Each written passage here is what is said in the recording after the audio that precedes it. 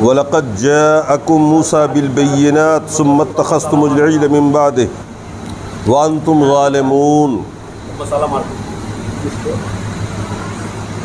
اللہ تبارک و تعالی یہودیوں کو مخاطب کر کے فرما رہا ہے،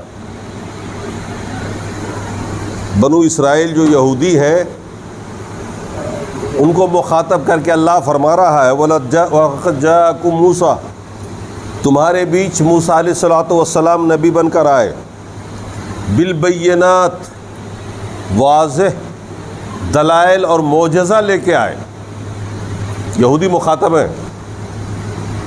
ثم اتخذتم العجل من بعدہ، تم نے اس کے باوجود بچھڑے کو اپنا معبود بنا لیا، بچھڑے کو پوجنے لگے تھے نا غیر حاضری میں۔ وانتم ظالمون، تم تو ہو ہی ظالم۔ اللہ کہہ رہا ہے یہودیوں کو تم تو ہو ہی ظالم۔ وَإِذْ أَخَذْنَا مِيثَاقَكُمْ، یاد کرو اس گھڑی کو بھی، اے یہودیوں، جب ہم نے تم سے وعدہ لیا تھا، تورات دیتے ہوئے وعدہ لیا تھا کہ تم اس پر عمل کرو گے، مانو گے اس کو، اور تم نے وہاں کہا تھا سمعنا وعصینا، ہم نے سنا بھی اور نافرمانی بھی کر لی۔ اتنے خطرناک قسم کے لوگ تھے، ایک طرف تو اللہ سے یہ بھی کہہ دیا سمعنا، ہم نے سن لیا آپ کی بات، وعصینا، اور نہ ماننے کا عہد بھی کر لیا۔ یہ جرت۔ پھر اللہ نے کیا کیا، ورفعنا فوقکم الطور، ہم نے تمہارے اوپر کوہ طور کو اٹھا دیا تمہارے سر پہ، مانو گے یا چھوڑ دیں؟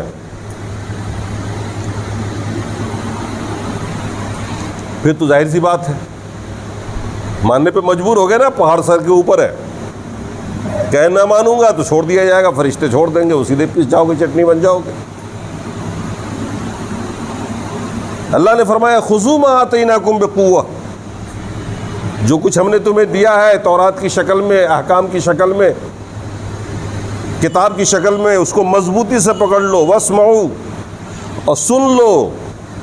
قالوا، کہنے لگے سمعنا وعصینا، ہم نے سنا بھی، نافرمانی بھی کر دی۔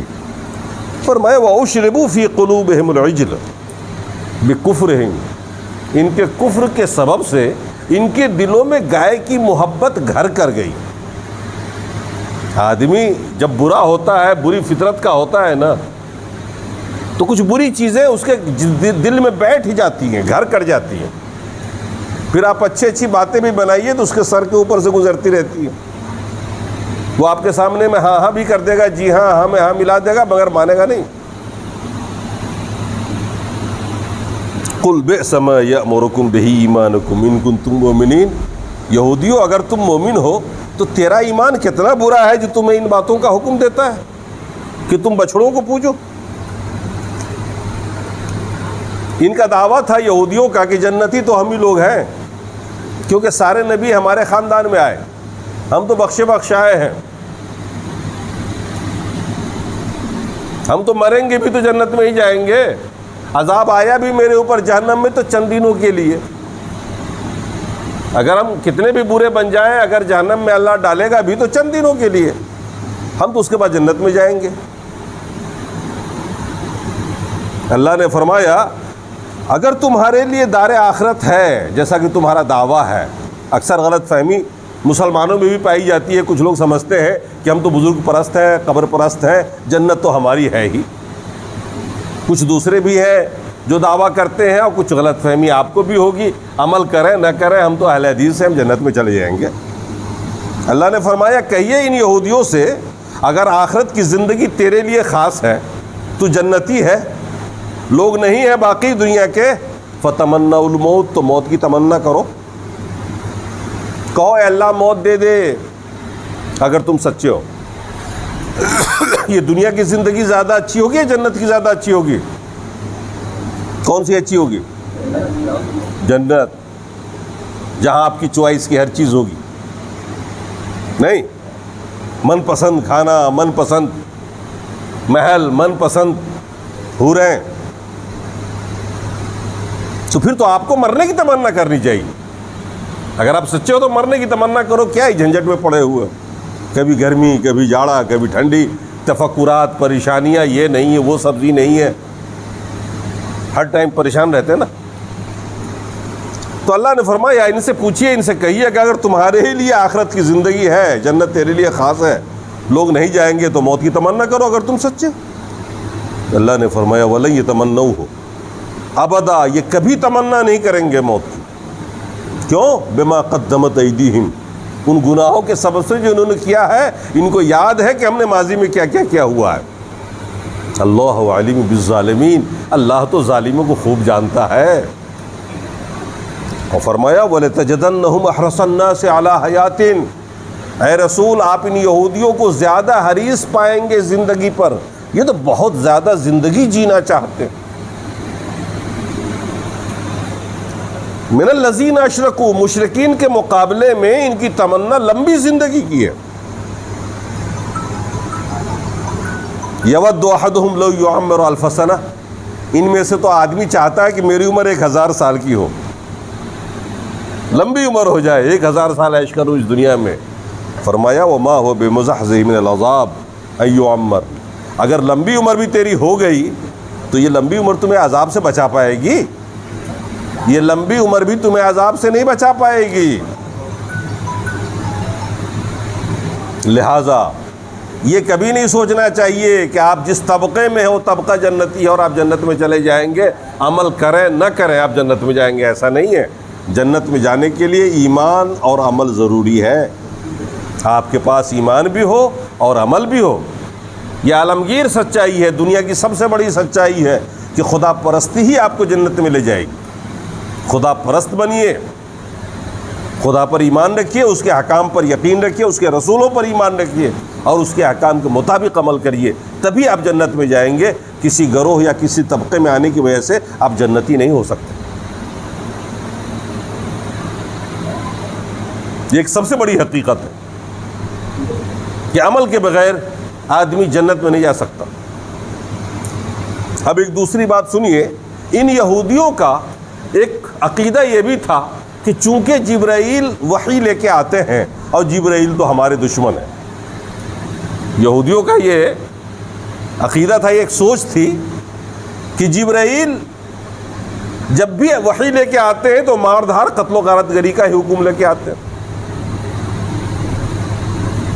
جب انہوں نے گائے کی پوجا شروع کر دی تھی میدان تیہ میں حضرت موسیٰ کی غیر موجودگی میں، تو اوپر سے آیت آئی تھی کہ ان سے کہو توبہ کریں، اور توبہ کیا تھا ان کی قتل کا، جن لوگوں نے ایسا کیا انہیں قتل کر دیا جائے، یا پھر سچے دل سے توبہ کریں۔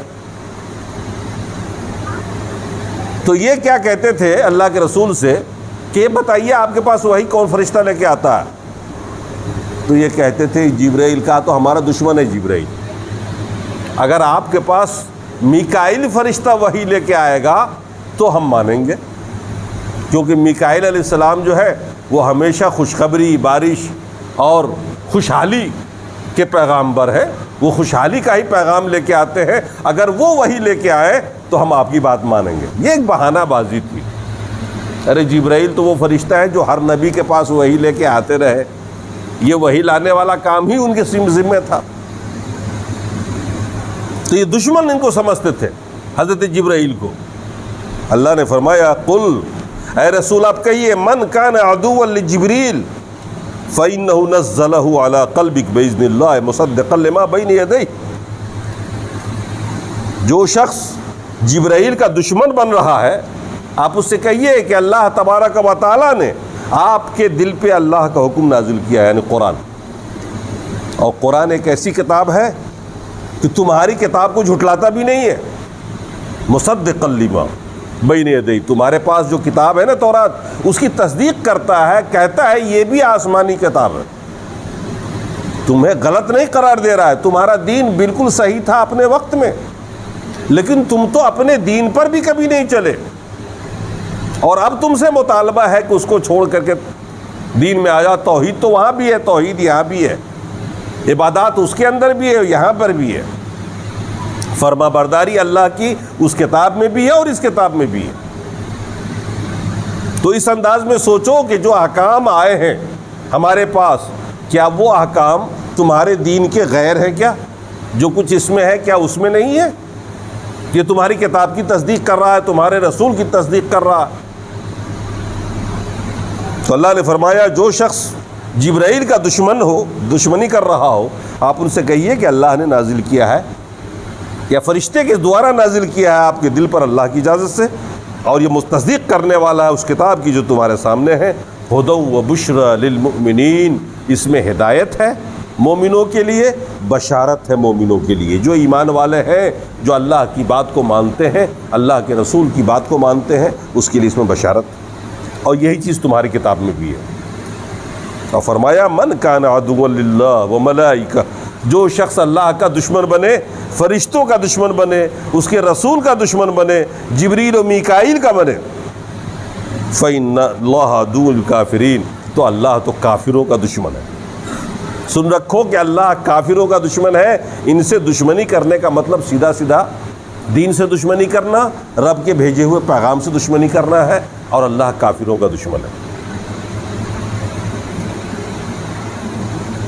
وَلَقَدْ أَنزَلْنَا إِلَيْكَ آيَاتٍ بَيِّنَاتٍ، اے یہودیو تمہارے سامنے تمہارے اوپر واضح نشانیاں نازل کی گئیں اللہ کی طرف سے، من و سلوہ آیا، پانی کا تیرا انتظام ہو گیا، پتھر کے چشمے پھوٹ گئے، بادل کا سایہ کر دیا تمہارے اوپر میدان تیہ میں، تم نے کہا سبزی کھائیں گے، سبزی کا بھی انتظام ہو گیا، چلو اس شہر میں چلے جاؤ، تمہیں پیاز بھی ملے گی، دال بھی ملے گی، مسور بھی، جو بھی چاہیے تمہیں سب مل جائے گی۔ تمہارے اوپر کتنے احسانات ہیں، کتنی نشانیاں ہیں۔ حضرت موسیٰ نے ہر دم تمہارے لیے دعا کی اور ان کی ہر دعا قبول کی جاتی رہی، تو واضح نشانیاں تیرے اوپر آ گئی۔ وما یکفرھا الا الفاسقون، اور اتنی ساری نشانیوں کے باوجود بھی کفر کرنا یہ فاسق و فاجر کا ہی کام ہے۔ اگر دلائل نہ ہوتے، نشانیاں نہ ہوتی، اور آدمی کفر کر دیتا، نافرمانی کرتا، تو ایک عذر ہوتا۔ تمہارے سامنے میں تو اتنی ساری نشانی آ گئی اور پھر بھی تو نے کیا، یہ کام تو فاسق کرتا۔ وَكُلَّمَا عَاهَدُوا، ان کی حالت بیان کیا جا رہا ہے یہودیوں کی، وَكُلَّمَا عَاهَدُوا عَهْدًا نَبَذَهُ فَرِيقٌ مِّنْهُمْ، جب بھی ان لوگوں نے اللہ سے وعدہ کیا، کوئی بھی وعدہ یہودیوں نے، تو ان کا ایک گروہ اٹھ کے اس کے خلاف اٹھ کھڑا ہوا۔ اللہ نے فرمایا بل اکثرہم لا یؤمنون، اکثر لوگ ان میں ایمان والے نہیں ہیں، بنتے تو ہیں کتاب والے، رسول والے بنتے تو ہیں، لیکن ہے نہیں ان میں سے اکثر ایمان والے۔ آج کے دور میں بھی یہ چیز بہت نمایاں طور پر دیکھی جاتی ہے کہ ہم سب مسلمان ہیں، لیکن ایمان والے اکثر ہیں نہیں، کیونکہ وہ ایمان کو نہیں سمجھتے، وہ اسلام کو نہیں سمجھتے، وہ دین ہی پر نہیں چل رہے، بنیادی چیزوں پر بھی ان کا ایمان نہیں، وہ ایمان کا مطلب بھی نہیں سمجھتے۔ مسلمانوں کی بڑی تعداد ہے اس دنیا میں ابھی، اس شہر میں، لیکن کسی سے آپ پوچھ لیجئے کہ اسلام کسے کہتے ہیں، مولوی نہیں بتا پائیں گے۔ آپ پوچھ لیجئے کہ ایمان کے ارکان کتنے ہیں، نہیں بتا پائیں گے۔ اللہ کو ماننے کا مطلب کیا ہوتا ہے، نہیں بتا پائیں گے۔ اللہ کو ماننے کا مطلب اللہ موجود ہے، وہی عبادت کے لائق ہے، آپ کی ساری محبت اسی اللہ کے ساتھ، آپ اسی سے ڈریں گے، اسی سے امید رکھیں گے۔ اللہ پر ایمان لانے کا مطلب ان تمام باتوں کو یقین میں لانا۔ اللہ موجود ہے، آپ عبادت کر رہے ہو، اللہ آپ کو دیکھ رہا ہے۔ عبادت اسی رب کے ساتھ خاص کرو گے آپ۔ عبادت کی جتنی بھی قسمیں ہیں، دعا عبادت، قربانی عبادت، اب یہ عبادت اللہ کے سوا کسی اور کے لیے نہیں ہوگی۔ لوگ یہاں بھی جانور ذبح کرتے ہیں سال کے سال، قبرستان میں بجا کے بازار کے سامنے بھی ذبح کرتے ہیں۔ اب عبادت اللہ کی بھی کر لی، بزرگوں کی بھی کر لی، کہاں عبادت خاص ہوا اللہ کے ساتھ؟ طواف عبادت ہے، خانہ کعبہ کا ہی کیا جاتا ہے اور کہیں نہیں کیا جاتا۔ دیکھا ہوگا آپ نے مشرکوں کو درختوں کے ارد گرد طواف کرتے ہوئے دیکھا ہے نا، بتوں کے ارد گرد، اور آپ چلے جائیے مزار پر عرس میں، وہاں قبروں کا طواف ہو رہا ہے، لگاتار ہو رہا ہے۔ کون کر رہے ہیں؟ مسلمان۔ کہتے ہیں ایاک نعبد، تیری ہی عبادت کرتے ہیں، منہ سے بولتے ہیں ایاک نعبد، ہر رکعت میں تیری عبادت کر رہے ہیں، تیری ہی کر رہے ہیں۔ اور کس کس کی کرتے ہیں؟ دعا کس کے لیے، کس سے مانگی جاتی ہے؟ اللہ سے۔ عبادت ہے، سب سے بڑی عبادت دعا ہے، لیکن آپ دیکھیے مسلمانوں کی حالت، کہاں کہاں دعا کرتے ہیں، وہ کس کس سے مانگ لیتے ہیں۔ وہ عبادت کو بھی اللہ کے ساتھ خاص نہیں کرتے۔ ہماری ساری محبت کا حقدار کون ہے؟ تمام تر محبت کس سے ہونی چاہیے؟ مگر آپ محبت کس سے کرتے ہیں؟ مال سے، اولاد سے، خاندان سے، سماج سے۔ ہم اللہ کو چھوڑ سکتے ہیں، سماج کو نہیں چھوڑ سکتے۔ کس سے محبت آپ کو ہوئی؟ جب دو محبتیں ٹکراتی ہیں نا تو پتہ چلتا ہے اس ٹائم۔ ایک ساتھ بیٹا بھی مطالبہ کرے کسی چیز کا اور بیٹی بھی اسی کا مطالبہ کر دے۔ اب دیکھنا یہ ہے کہ ایک سیب آپ کے ہاتھ میں ہے، بیٹا بھی مانگ رہا ہے وہی سے پورا آپ سے، اور بیٹی بھی مانگ رہی۔ اب یہ امتحان کی گھڑی ہوتی ہے، آپ کی محبت کس کے ساتھ زیادہ؟ جس کے ساتھ زیادہ ہے آپ اسے دے دیں گے اٹھا کر کے، یہی نا؟ ایک مثال لیجیے آپ، اللہ کا مطالبہ ہے آپ سے، یہ کام ایسے کرو شریعت کے مطابق، اذان ہو گئی، نماز پڑھو پہلے، آپ کرتے کیا ہو؟ لالچ مال کا ہوتا ہے، پہلے بزنس دیکھتے ہو، دکان دیکھتے ہو، آپ دیکھ لیں گے، پڑھ لیں گے نماز۔ کس سے محبت آپ کی زیادہ ہوئی؟ کس سے محبت ہوئی؟ ظاہر سی بات ہے اپنی بزنس، اپنے مال سے، اولاد سے، وغیرہ وغیرہ۔ ہم لوگ بھی ایمان رکھتے ہیں اللہ پر، کہتے ہیں، لیکن ہماری محبت اللہ کے ساتھ نہیں۔ آپ سوچو، آپ سے محبت سب سے زیادہ کون کرتا؟ آپ کے ابا کرتے ہیں؟ آپ کی ماں؟ آپ کے سماج کے لوگ؟ اگر وہ کرتے ہیں، کیا وہ آپ کے لیے گیہوں کا ایک دانہ بنا سکتے ہیں؟ بنا سکتے ہیں؟ کیا وہ ایک مکئی کا دانہ بنا سکتے ہیں؟ اللہ تعالیٰ سارے اناج اٹھا لے، وہ بیچارے قوم کے جو لوگ ہیں وہ آپ کو دانہ بنا کے دے سکتے ہیں کہ لو بھائی آج ہماری طرف سے 5-5 کلو فری۔ آپ کی روزی کا انتظام کون کرتا ہے؟ آپ کی سانس لینے کا انتظام کون کرتا ہے ہوا کا؟ یہ دنیا بھر کی جو نعمتیں آپ کو ملی ہیں، پیدا کس نے کیا آپ کو؟ آپ کے رب نے۔ سب کچھ جو کون دے رہا ہے آپ کو؟ دنیا بھر کی نعمتیں آپ کس کی کھا رہے ہو؟ کوئی آپ کا باپ نہیں بنا رہا ہے، آپ کی ماں نہیں بنا رہی ہے، آپ کا سماج نہیں بنا رہا، آپ کے رشتہ دار نہیں بنا کے دے رہے۔ وہ کتنی محبت کرتا ہے کہ آپ ماں کے پیٹ میں تھے، اس نے اسی کا ماحول بنایا ماں کے پیٹ میں تاکہ آپ محفوظ رہو۔ پیدا ہوئے آپ کے پیدا ہونے سے پہلے دودھ کے 2 سوتے جاری کر دیے تاکہ دانت نہیں ہے بچے کے پاس، پیدا ہونے کے بعد کیا کھائے گا؟ اور جب دانت ہو گئے تو آپ کے لیے روٹی کا انتظام کیا، بسکٹ کا انتظام کیا۔ ماں باپ کے دل میں محبت ڈال دی، وہ آپ کو لیے پھر رہے ہیں۔ آپ بستر پہ پیشانہ پخانہ کر رہے ہیں، وہ اٹھائے پھر رہے ہیں۔ کوئی دوسرا کر دے گا، آپ اٹھاؤ گے؟ بچے کو اٹھا کے باہر پھینک دو گے؟ کون کرتا ہے یہ سارا انتظام؟ آپ کا رب۔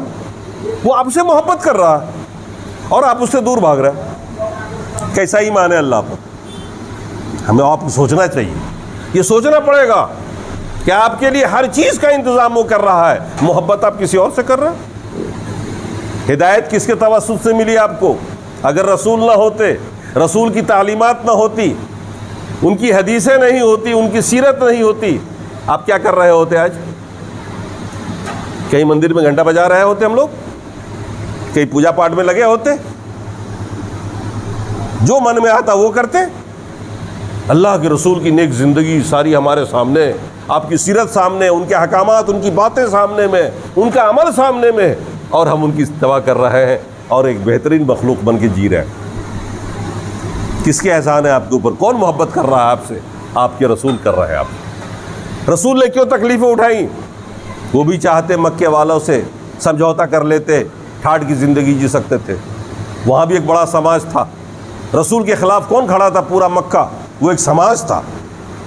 آپ اچھی زندگی جی رہے تھے، پورے شہر میں آپ سب سے بڑے امین تھے، صادق تھے، ہر چھوٹا بڑا آپ کی عزت کرتا تھا، لیکن آپ نے اس توحید کی خاطر، اس دین کی خاطر سب سے دشمنی مول لی، یہاں تک کہ آخری وقت میں جب آپ کے چچا بستر پہ آ گئے، دیکھا کہ اب کسی لائق نہیں رہے ابو طالب، تو انہوں نے اس وقت بلا کر کہا جب مکے کے سردار لوگ آئے تھے آپ کے پاس کہ آپ مر رہے ہو، اخیر میں بھی سمجھوتا کرا دو محمد سے ہمارا، کہ یہ ہمارے بت کو برا بھلا نہ کہیں، ہمارے شرک کو اس کے خلاف نہ بولیں، توحید نہ پھیلاویں، دین نہ پھیلاویں۔ چچا نے بلایا تھا اللہ کے رسول کو، کہا تھا بھتیجے اب تو اس کی بات مان لو، ہماری عمر ہی کیا ہے، ہمارے پاس طاقت نہیں ہے۔ چچا نے کیا، بھتیجے نے کیا کہا تھا، اللہ کے رسول نے کیا کہا، چچا اگر یہ لوگ میرے دائیں ہاتھ پہ سورج اور بائیں پہ چاند بھی لا کے رکھ دیں گے تو بھی میں اپنے اس مشن سے رکوں گا نہیں، باز نہیں آؤں گا۔ تو پھر یا تو اللہ تعالیٰ ہمیں فتح دے، اسلام کو عام کر دے، سب کو مسلمان بنا دے، یا پھر میں اس راہ میں مر جانا پسند کروں گا۔ کس کے لیے؟ کس کی ہدایت کے لیے؟ ہمارے آپ کے لیے نا۔ ہماری محبت کا حقدار کون ہے؟ ہمارا رب، ہمارے رسول۔ یہ بعد کی باتیں ہیں جو ماں اور باپ ہے، یہ ہماری فطری محبت، فطری لگاؤ ہے۔ ہمیں مرنے سے ہماری ماں نہیں بچا سکتی، ہمارے باپ نہیں بچا سکتے۔ ہم مرنے کے بعد تو خیر کوئی آپ کے کام ہی نہیں آ سکتا، وہی کام آئے گا، وہی رب، وہی رسول آپ کی شفاعت کرنے والے ہیں۔ تو بہرحال ہمیں دور وہ آ گیا ہے کہ بالکل یہودیوں کے انداز میں ہم لوگ نہ ایمان کے بارے میں جانتے ہیں، نہ جاننا چاہتے ہیں، نہ سمجھنا چاہتے ہیں، نہ یاد رکھنا چاہتے ہیں۔ اکثر مسلمانوں کا یہی حال ہے۔ ہمیں اور آپ کو نجات کی فکر ہونی چاہیے۔ یہ یہودیوں کی حالت تھی۔ انہوں نے کہا کہ جب اللہ نے فرمایا کہ جب جب بھی ان کے پاس کوئی رسول آئے ہماری طرف سے، حضرت موسیٰ ہی نہیں بلکہ بہت سارے رسول آئے، تو لوگوں نے رسول کی بات کو پیٹھ کی پیچھے ڈال دیا، مانا نہیں، اور کیا وہی جو من چاہتا تھا ان کا۔ یہ سب بات ہو گئی۔ اب ان کی ایک بہت بڑی بات سنیے، وَاتَّبَعُوا مَا تُتْلَى الشَّيَاطِينُ عَلَى مُلْكِ سُلَيْمَانَ۔ یہ جادو کے بارے میں جو آپ سنتے ہیں، یہ اس کا ایک اتہاس ہے۔ سلیمان علیہ السلام ایک نبی گزرے ہیں، بہت مشہور نبی، یہ اسی خاندان میں ہے، بنو اسرائیل میں یہ یہودی ہے، مطلب یہودیوں کے ہی نبی ہوئے۔ اللہ تبارک و تعالیٰ نے ان کو بہت زیادہ طاقت و اختیار دیا تھا، ہوا پر حکومت دی تھی۔ اس زمانے میں ہوائی جہاز تو نہیں تھے، مگر ہوا پر ان کا راج چلتا تھا، حکومت چلتی تھی۔ سفر کرنا ہوتا ہزاروں کلومیٹر کا، ایک تخت تھا ان کا، ہوا کو حکم دیتے، تخت پہ بیٹھ جاتے، ہوا اڑا کر کے لے جا کے منٹوں میں وہاں پہنچا دیتے۔ یہ خاص بات تھی، یہ معجزہ تھا جو اللہ نے دیا ہوا تھا ان کو۔ ایک کمال یہ بھی تھا ان کے اندر، اللہ نے دیا تھا کہ چڑیا کی بھاشا سمجھتے تھے اور چڑیا ان کی بھاشا سمجھتی تھی۔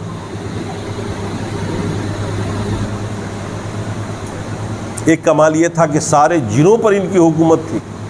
یہ بیت المقدس جو آپ دیکھ رہے ہیں نا، یہ انسانوں نے نہیں بنایا، یہ جنوں نے بنایا، انہوں نے بنوایا ہے جن سے کھڑے رہ کر کے۔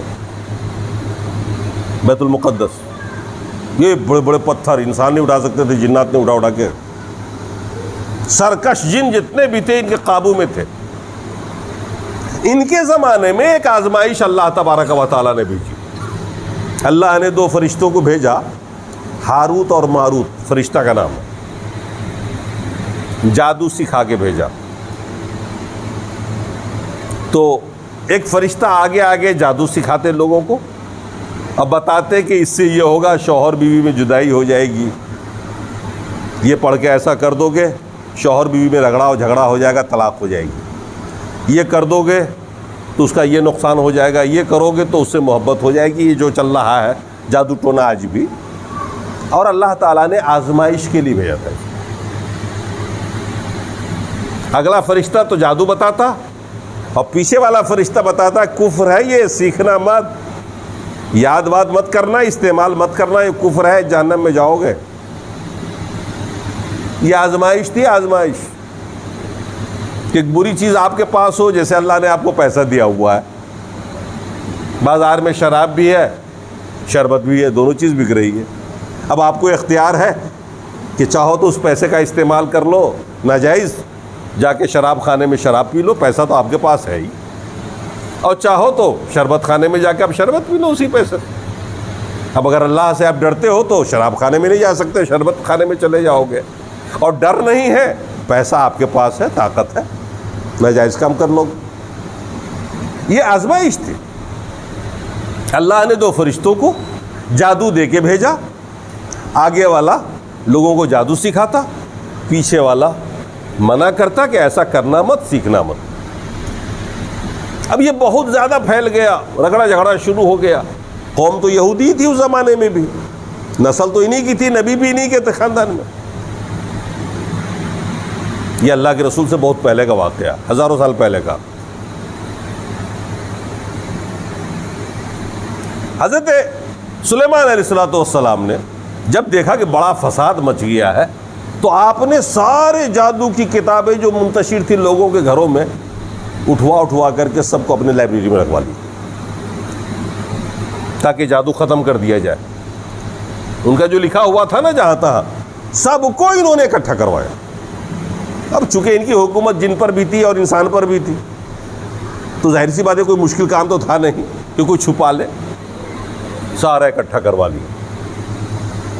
اب آپ نے چاہا کہ اسے ختم ہی کر دیا جائے, وہ ایک آزمائش تھی. برے لوگوں نے برا استعمال کیا اور اچھے لوگوں نے اس کو یاد ہی نہیں کیا, اس کا استعمال نہیں کیا. زمانے میں اچھے لوگ بھی تھے, برے لوگ بھی تھے. حضرت سلیمان علیہ السلام کا جو آخری وقت آیا, تو آپ نے سوچا کہ میرے بعد تو یہ سب کے سب ہاتھ ان کے لگیں گے اور پھر وہی شروع ہو جائیں گے لوگ. تو آپ نے اپنی کرسی کے نیچے اسے دفن کروا دی, اسی پر بیٹھے رہے. اور پھر کرسی کے نیچے دفن تھا وہ. زمانہ بیت گیا اور آپ اپنی عصا لاٹھی کے لے کے جاتے اور اپنا وہ بیت المقدس بنوا رہے تھے جنوں سے. یہ جنات کر رہے تھے سارا کام. پھر ایک وقت وہ آیا کہ فرشتے آ گئے موت کے آپ کے پاس. آپ کھڑے تھے اور اسی حال میں آپ کی روح نکالی گئی. لاٹھی پہ ٹیکے کھڑے تھے آپ, اور اسی حالت میں آپ کی روح نکالی گئی. نہ پینے دیجیے. اب اسی حالت میں آپ مر چکے ہیں, دنیا سے جا چکے ہیں, روح نکل چکی ہے, لیکن آپ لاٹھی کے سہارے کھڑے ہیں, کیونکہ تعمیری کام چل رہا تھا. اللہ نے آپ کو محفوظ رکھا اور لمبے وقت تک آپ کھڑے رہے اس حالت میں کہ آپ کی روح نکل چکی تھی. یہاں تک کہ لاٹھی کو گھن لگ گیا اور لاٹھی ٹوٹی, اور تب جا کے آپ گرے. اور تب لوگوں کو معلوم ہوا, جنوں کو خاص طور سے معلوم ہوا کہ یہ تو مر چکے تھے اور ہم لوگ کام کرتے رہے مارے ڈر کے. بہرحال جو کچھ ہوا. اب اس کے بعد کیا ہوتا ہے کہ ان یہودیوں نے, ان کو شیطان نے کان میں جا کے ڈالا کہ یہ جو تمہارے اوپر حکومت کر رہے تھے نا, اس جادو کے بلبوتے کر رہے تھے. جادو کی ساری کتابیں ان کے کرسی کے نیچے دفن ہیں. آپ کا انتقال ہو گیا, آپ دفن ہو گئے. اب اس کے بعد آپ کی کرسی کے نیچے کھدائی ہوئی اور وہ کتاب کٹی پھٹی شکل میں نکل آئی. ان یہودیوں نے, جو انہی کے نسل کے, ان کی جنتا, ان کے ماننے والے. یہ دکھانا چاہتا ہوں میں کہ یہودی کی ذہنیت کیا ہوتی ہے, اپنے ہی رسول کے خلاف کیا پروپیگنڈا کرتے, اور لوگوں سے کہنا شروع کیا, رہے یہ کیا ہے, ان کی بات مانتے ہو, یہ تو جادو کے بلبوتے ہم لوگوں پہ راج کر رہے ہیں. اللہ تبارک و تعالیٰ اس کا ذکر کر رہا ہے. اس پورے واقعے کو بڑی سنکشت نے بیان کیا ہے. وَاتَّبَعُوا مَا تُتْلَى الشَّيَاطِينُ عَلَى مُلْكِ سُلَيْمَانَ.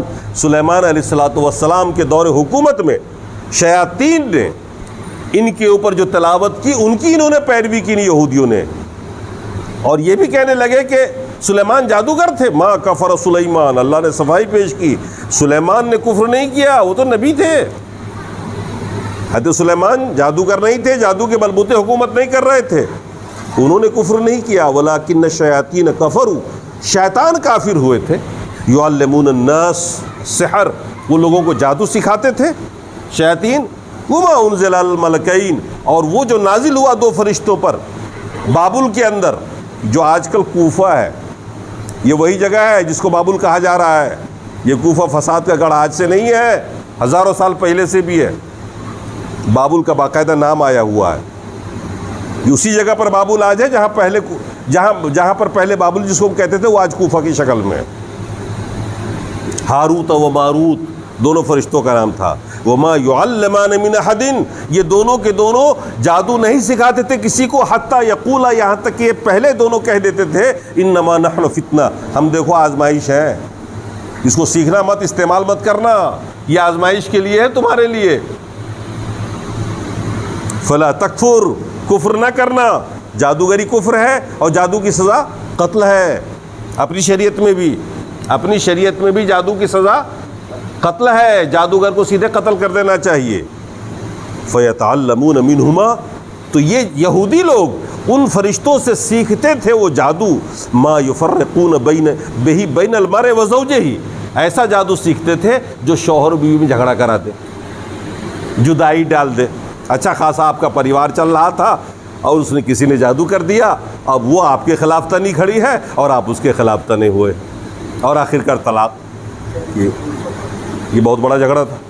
اللہ نے فرمایا سنو، وما هو بضارین بہ من احد، جادو کسی کو نقصان نہیں پہنچا سکتا، جادو کی حقیقت الا باذن اللہ، اگر اللہ کی مرضی نہ ہو تو کسی جادو میں یہ طاقت نہیں کہ آپ کا کچھ بگاڑ لے، کیونکہ وہ جادو بھی اللہ ہی نے بھیجا تھا آزمائش کے لیے، اور جادو بھی اسی وقت کام کرے گا جب اللہ کی مرضی ہوگی، اور اللہ کی مرضی نہیں ہے تو جادوگر چاہے کچھ بھی کر لے آپ کا کچھ نہیں بگاڑ سکتا۔